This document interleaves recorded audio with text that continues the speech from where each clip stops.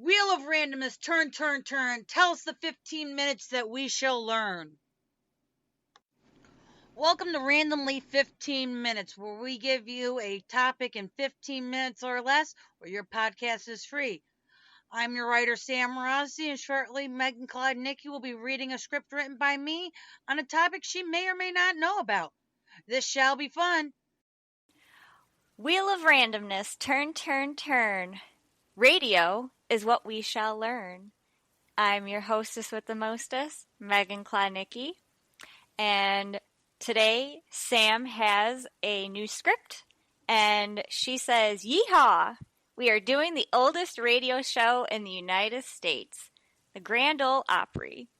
And when I pulled this up, I just said to Sam, I was like, "Hey, we just talked about this in one of our newest episodes," which is a few episodes back, but at this time now, the one that we did in October for that recording. All right. Yeah, it was October. It was. All right, so here we go with the Grand Ole Opry.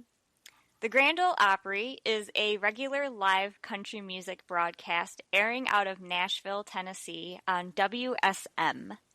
WSM is an AM radio station in Nashville. The Opry has shows between 2 and 5 nights a week, depending on the time of the year. It was aired on November 28, 1925, by George D. Hay as WSM Barn Dance, changing the name to Grand Ole Opry in 1927. The Opry is owned by Opry Entertainment, a joint venture between NBC Universal, Ateros, and majority shareholder Ryman Hospitality Properties. The premise of the show was to honor country music and its history. They showcase a mix of famous and contemporary chart toppers performing country, bluegrass, Americana, folk, and gospel music, as well as comedic performances and skits. In the 1930s, the show began hiring professionals and expanded to 4 hours.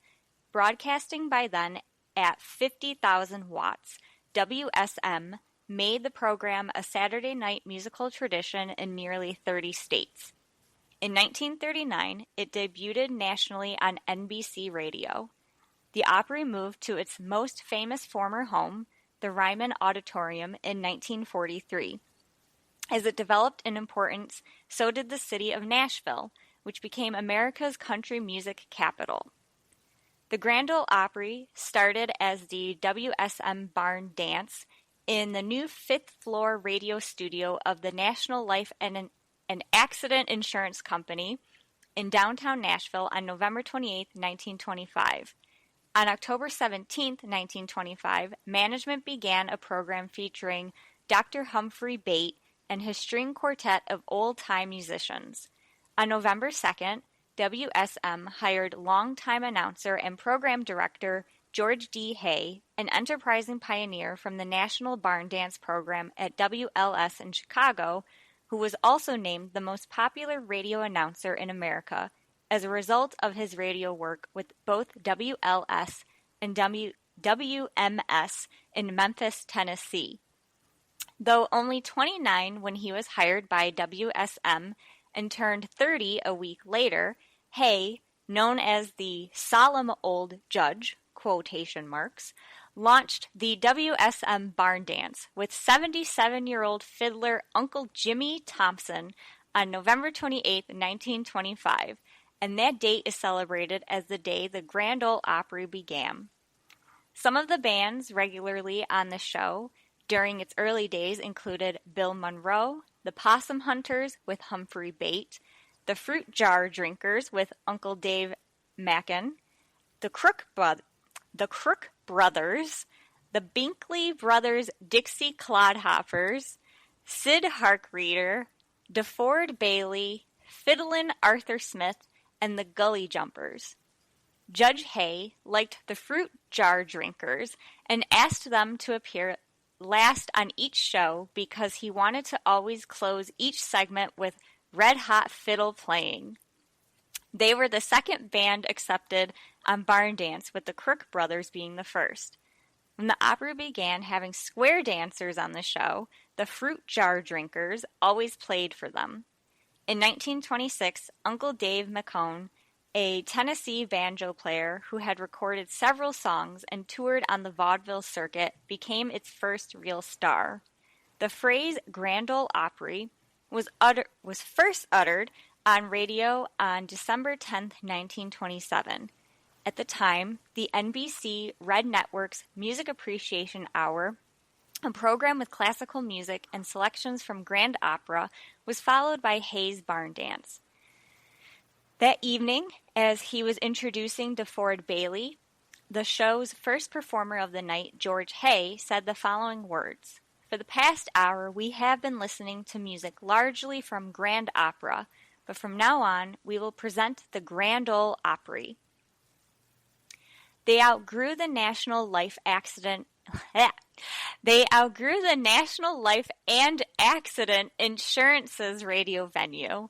They charged 25 cents to curb the crowds before moving to Ryman Auditorium in June 1943. Opry was nationally broadcast by the NBC Red Network. The NBC radio network at the time, from 1939 to 1956, and for much of its run, it aired 1 hour after the program that had inspired it, National Barn Dance. The NBC segment, originally known by the name of its sponsor, The Prince Albert Show, was first hosted by Acuff, who was succeeded by Red Foley from 1946 to 1954. From October 15, 1955 to September 1956, ABC TV aired a live hour-long television version once a month on Saturday nights, sponsored by Ralston Purina. That preempted 1 hour of the then 90-minute Ozark Jubilee. From 1955 to 1957, Al Ganaway owned and produced both the country show and Stars of the Grand Ole Opry, both filmed programs syndicated by Flamingo Films. Ganaway's Star of the Grand Ole Opry was the first television show shot in color. On October 2, 1954, a teenage Elvis Presley had his only Opry performance. Although the audience reacted politely to his revolutionary brand of rockabilly music, Opry manager Jim Denny told Presley's producer Sam Phillips after the show that the singer's style did not suit the program.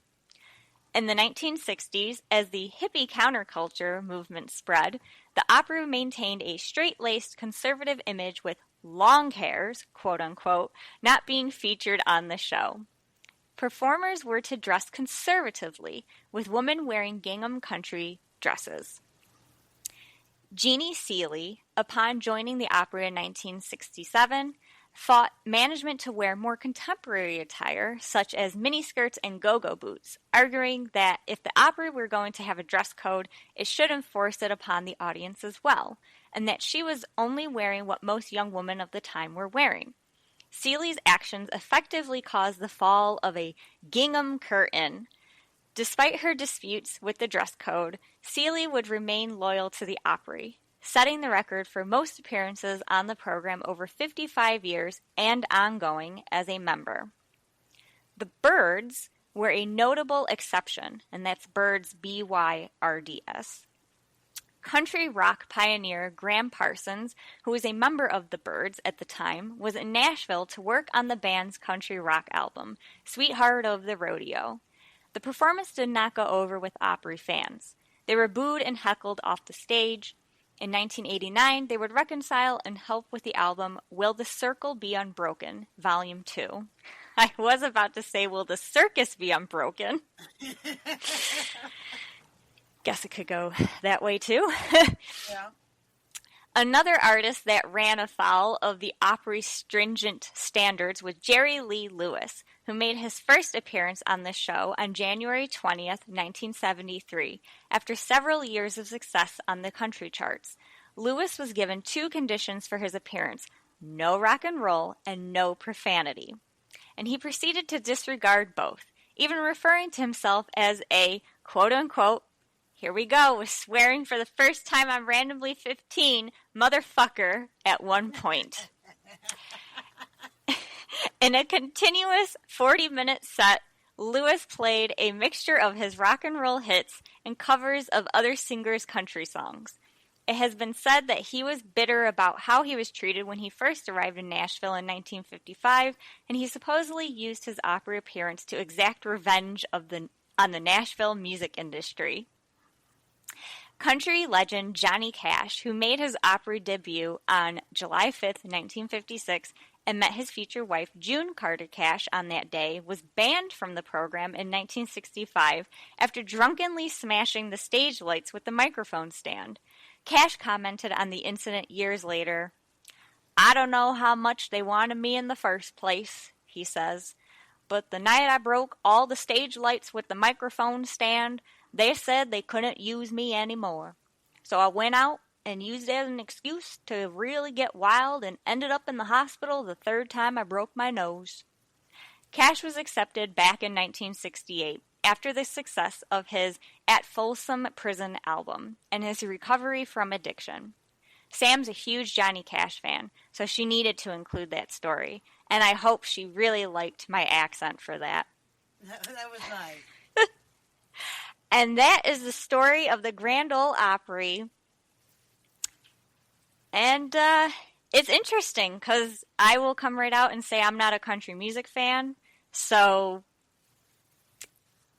it doesn't really mean much to me. It's obviously a very famous place, and many famous people have, been there and performed there and such. But no, it's I always learn something new on this show, so I didn't know that about. I didn't even know when we did our history of radio episode. Like I said then, I didn't even know it started as a radio show. I thought it was an actual building, like Performing Arts Center, like it is. Yeah, no, that's the Opry. I think still runs out of the Raymond Auditorium, Mm-hmm. and that's been its home for 80-some odd years. Mm.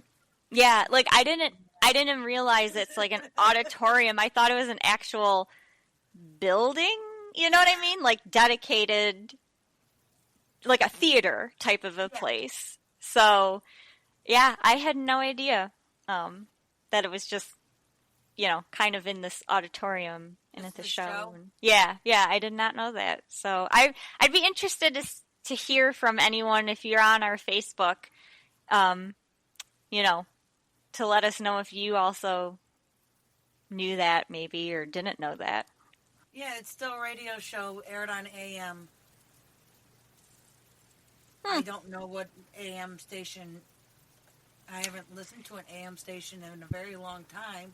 Yeah. I think it was a flashing notification on a side of on the road I was on. The Grand Ole Opry. Listen. Obviously, it was not the barn dance one. I think they should have kept the barn dance.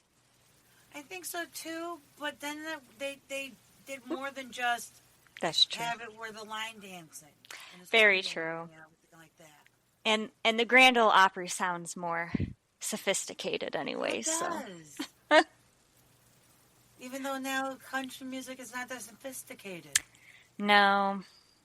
See, No. I grew up on, take this job and shove it. If that's a song, I wouldn't be surprised. No. It is by Johnny Paycheck. Well, there you go. See? I don't think every single country song is terrible. My taste has opened up a little bit more as I've gotten older, where I'm like, okay, that's a catchy tune or something. But if I honestly don't know. I mean, obviously from like pop culture and that, I know of country singers, the famous ones at that, but I wouldn't, that's not my first choice of listening to music. I didn't even grow up. My parents were, rock and roll people, so I actually know more rock bands and stuff. See, my parents had such an eclectic taste. Yeah. That we would go from listening to the Beach Boys Mm-hmm. to listening to Hank Williams to Charlie Daniels. Then we have to listen to the Beatles. Mm. And don't forget to put in Aerosmith. Oh, yep. Aerosmith, the And you Beatles. got all the country music, start coming in after when in the early '90s. True. Fuck. My knowledge of '90s music is outrageous. And it's so funny for 90s music stuff. Because I was born in 92. So I was little during the 90s. And there's some songs where I'm like, oh, that came out in the 90s? I thought it was like later or something. And I don't know. I mean, I know people make a big deal. I'm not a 90s person. I was a kid during it. It was great. It was fine being a little kid during the 90s, but I don't know. Some of the fashion, the music, I'm like, I don't know. I can do another decade. Gotcha. It's not my most favorite, but I guess there's some songs where I'm like, oh, I didn't know. But yeah, I do see where like that resurgence of kind of the new, maybe more modern day country music kind of came. Modern day country music to me now sounds more like rock and roll. Mm-hmm. Yeah. And I noticed they're kind of meshing now, especially even like with pop stars and rap stars have been mixing in with, country. And there's nothing wrong if you enjoy it, I mean, you're an okay person. No, I'm just kidding. I'll tolerate you. Music. Everybody should enjoy the music that they wanted. Exactly. Sometimes you just look at them and go, what the hell's wrong with you? Yes. Especially like screamo music and stuff. Mumble rap. It Yes. bugs the shit out of me. Yes. That is not seen at the Grand Ole Opry. They would not tolerate that. No, they would not. I think that's funny too that Elvis Presley, that was the one and only time he ever performed and they're like, nope, don't come back. Well, they didn't like his rockabilly. Nope. And they were probably like, you're not going to make a name for yourself, son. Yep. Now But he's the king. He's the king. But I guess with that, we could say Elvis has left the building because I got nothing else to say, but it was interesting to find out it was a radio show. Awesome. I'm Sam Rossi. I'm Megan Klodnicki. Later, y'all. Later.